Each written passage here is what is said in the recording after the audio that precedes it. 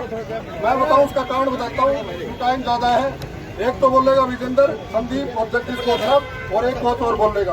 भाई इन्हें तो पीटीआई हटा दिए, जो बेचारे खेलना में सिखाया करते खेल वो पीटीआई हटा दिए, और इन्होंने तो आंगनवाड़ी वर्कर हटा दी। किसी ने भाई भाइयों का और सभी पार्टी के नुमाइंदों का और महिलाओं का और हमारी महिला खिलाड़ियों का भी आगे बढ़ने वाला है। क्या कहना भैया, जो आज हमने प्रोटेस्ट किया है यहाँ पे, जो हमारे खेल कोटा रद्द किया है हरियाणा सरकार ने, 3% कोटा मिलता था, तो भाई खिलाड़ी अब सड़कों की कहते हैं कि दर दर की ठोकरें खा रहे हैं। आप देख सकते हो मेरा हाल यहाँ पे पूरा 2-2.5 किलोमीटर का हमने इस गर्मी में कहते हैं कि डीसी साहब से मिलने के लिए हम यहाँ लोग आए हैं। तो भाई जैसे किसानों का इन्होंने हक मारने की कोशिश की थी, वैसा ही हक मारने की कोशिश यहाँ भी की जा रही है खिलाड़ियों का। तो हम लेकिन ऐसा होने नहीं देंगे, हम पूरी कहते हैं लंबी लड़ाई के लिए तैयार हैं। जो अगला मिशन है हमारा, जो दूसरे खिलाड़ी हैं, चाहे वो रोहतक के हों, चाहे सोनीपत के हों, चाहे हिसार के हों, चाहे झज्जर के हों, जो भी बुलाए गए तो हम वहाँ जाएंगे और उनका सपोर्ट करेंगे। विजेंद्र जी, कितना कोटा है और आगे किस प्रकार से लड़ाई भाई 3% कोटा था जो माननीय मुख्यमंत्री भूपेंद्र सिंह हुड्डा ने शुरू किया था 2008 में ओलंपिक मेडल आने के बाद, जिसमें हमारे 3 मेडल थे, सुशील कुमार जी, अभिनव बिंद्रा जी, विजेंद्र सिंह। और उसकी जो पौध लगाई थी उस टाइम पे, वो अभी वो पौध तैयार हो गया है। उसमें नीरज चोपड़ा जी अभी मेडल लेके आए, सब ने देखा हो, गोल्ड मेडलिस्ट थे। उसके पिताजी बहुत किसान परिवार से ताल्लुकात रखते हैं, बजरंग पूनिया है, और भी बहुत सारी लड़कियाँ, साक्षी मलिक है, बहुत सारी लड़कियाँ लेके आई मेडल हमारी। तो लेकिन हमका जो स्पोर्ट्स कोटा ख़त्म किया जा रहा है, तो जो आने वाली नस्लें उनके ऊपर बहुत बड़ा बुरा प्रभाव पड़ेगा।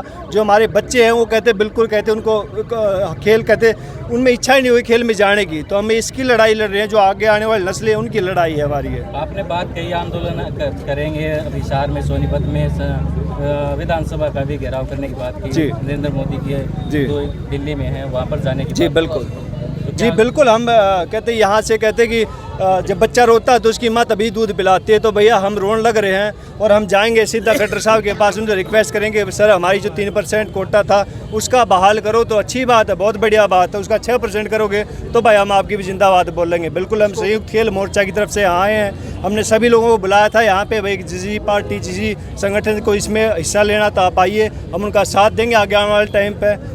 वही हम करने लग रहे हैं। अगर खट्टर साहब से बात नहीं बनी तो भैया नरेंद्र मोदी के पास जाके हम उनसे रिक्वेस्ट करें कि सर हमारा हक हमें वापस मिलना चाहिए। सरकार ने क्या तर्क दिया है, क्या कारण दिया है 3% हटाने पीछे, क्या कोई जी अभी तक नहीं जी, अभी हमने शुरुआत की है। हमने जो खिलाड़ियों का कहते हैं हक, बिकॉज यहाँ पे तकरीबन जो हिंदुस्तान का जो हरियाणा का स्पोर्ट्स है पूरे हिसार में पूरे वर्ल्ड में कहते हैं नंबर 1 है। तो हमने शुरुआत की है यहाँ से, अब जाके खट्टर साहब से बात भी करेंगे, भैया सर हमने ये शुरुरुआत की है, आप बताओ हमारे लिए क्या करोगे। जी कुछ नहीं बताया, कुछ हमें सरकार से कोई बात नहीं रही। खट्टर साहब बताएंगे तो नहीं, वो तो खट्टर साहब से पूछना कि भाई हमने आवाज़ रखी है, आप बताओ उसके लिए क्या करोगे आप।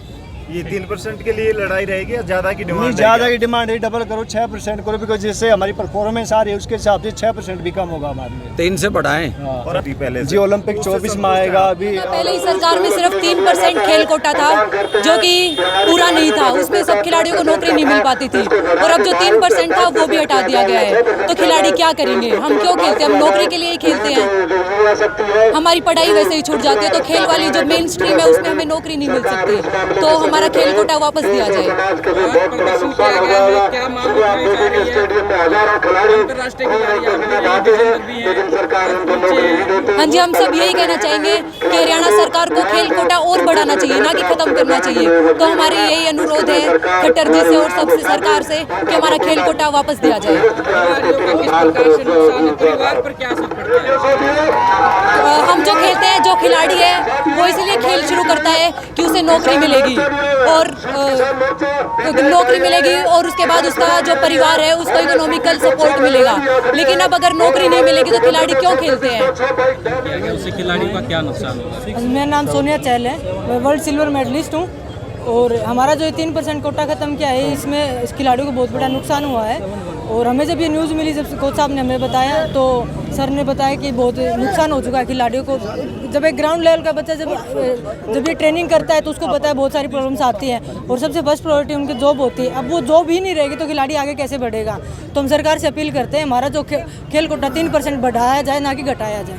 तो एक मेडल जीतने के बाद दूसरे खिलाड़ी या दूसरे युवा होते हैं खेल की तरफ भागते हैं। हाँ जी। अब कोटा खत्म करते तो क्या लगता है नए बच्चे के खेल में कैसी आएंगे? बातें चल रही हैं? अभी जो बच्चे खिलाड़ी हैं ऑलरेडी जो मेडल ले चुके हैं, वो जब उनको जॉब नहीं मिलेगी और सरकार उनका सपोर्ट नहीं करेगी तो वो चोरी या डकैती दूसरी साइड जाएंगे। दूसरे बच्चे आने की तो बहुत ही कम चांस है। तो हम सरकार से अपील करते हैं कि हमारे खिलाड़ियों का सपोर्ट करें और आगे बढ़ा दें। सुबह जब मैं ग्राउंड में जा रहा था तो मैंने एक बार मेरे गेट पे टंगा हुआ था, मैंने खोला तो फ्रंट पेज पे यही न्यूज़ थी। मैं बहुत विचलित हुआ, मुझे बहुत बड़ा सदमा लगा इस बात से कि हरियाणा सरकार एक तरफ तो ढिंडोरा पीटती है खिलाड़ियों के हमदर्दी होने का, खेल प्रेमी होने का, और दूसरी तरफ जो हरियाणा की जो नौकरी थी हरियाणा के खिलाड़ियों के लिए उसको समाप्त किया जा रहा है। ये समाप्ति तो उसी दिन हो गई थी जिस दिन पहलवान जी ऊपर जिस दिन इस सरकार ने शपथ ली थी। उस दिन के बाद रिकॉर्ड की बात है, किसी भी नौकरी में खेलों का खिलाड़ियों का कोई जो 3% का आरक्षण था वो नहीं दिया गया। हरियाणा पुलिस में कांस्टेबल के पद निकले 7000 खिलाड़ियों के लिए कोई उसमें जगह नहीं थी। सब इंस्पेक्टर के पद निकले, खिलाड़ियों के लिए कोई कोटा नहीं था। अन्य विभागों में भी जो नौकरी निकली कहीं नहीं था। सुनो तो मैं बात बताना चाह रहा हूँ, अघोषित रूप से तो इस पर प्रतिबंध था, इस सरकार ने लगा दिया था, लेकिन अभी 3 दिन पहले जब घोषणा की तो हमारे जो खिलाड़ी हैं और खेल प्रेमी हैं उनका जो धीरज है वो जवाब दे गया। हमने इस बात को उठाने की कोशिश की। सबसे बड़े दुख की बात तो ये है, अब विधानसभा का सत्र चल रहा है, किसी भी राजनीतिक नेता ने, चाहे सत्ता पक्ष का हो चाहे विपक्ष का हो, इस बात को उठाया ही नहीं। ये बात हमें ज़्यादा दर्द देने वाली है। राजनेता आते हैं, अपनी राजनीति करते हैं खिलाड़ियों के नाम पे, जब पुरस्कार लेके आते हैं तो उनके जुलूस में शामिल होते हैं, फ़ोटो खिंचवाते हैं, अपनी वाहवाही लूटते हैं, लेकिन जब उनके हकों की बात आती है, चाहे सत्ता पक्ष हो चाहे विपक्ष हो, तो चुप हो जाते हैं। मुझे सत्ता पक्ष से ज़्यादा विपक्ष पे दर्द है, आक्रोश है इस बात का। क्या जनता उनको थाली में रख के सत्ता देगी? जनहित के मुद्दों को उठाने में जो विपक्षी पार्टियां हैं वो बिल्कुल नाकामयाब रही हैं। किसी भी जनहित के मुद्दे को, चाहे महंगाई की बात हो, किसानों की बात हो, बेरोजगारी की बात हो, खिलाड़ियों की बात हो, विपक्ष के नेताओं ने इस बात को नहीं उठाया है। ये बहुत निंदनीय है। प्रजातंत्र में विपक्ष एक बहुत बड़ी ताकत होती है।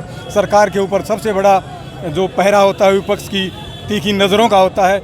जो भी बात जन विरोधी होती है उसको उठाना विपक्ष का काम है, लेकिन अभी जो हमारा सत्र चल रहा है वर्तमान में, उसमें मुद्दा न उठाना विपक्ष द्वारा ये घोर निंदनीय है। मैं इसको विपक्ष की सबसे बड़ी नाकामयाबी मानता हूँ। इस प्रदर्शन के बाद क्या अंदेशा हो रहा है? अगर ऐसा नहीं हो, बात नहीं बन पाती, हमारी लड़ाई लंबी चलेगी। अगर सरकार सचेत होती है, हमारे मांगों को मानती है, तो हम सरकार के साथ हैं, नहीं तो हम राज्य स्तर पे सोनीपत या रोहतक में एक बहुत बड़ा प्रदर्शन करने जा रहे हैं। अगर उसमें भी हमारी मांगों को नहीं सुना जाता तो हम राज्य स्तर पे आंदोलन करके विधानसभा का घेराव करेंगे। हम चंडीगढ़ पे धावा बोलेंगे।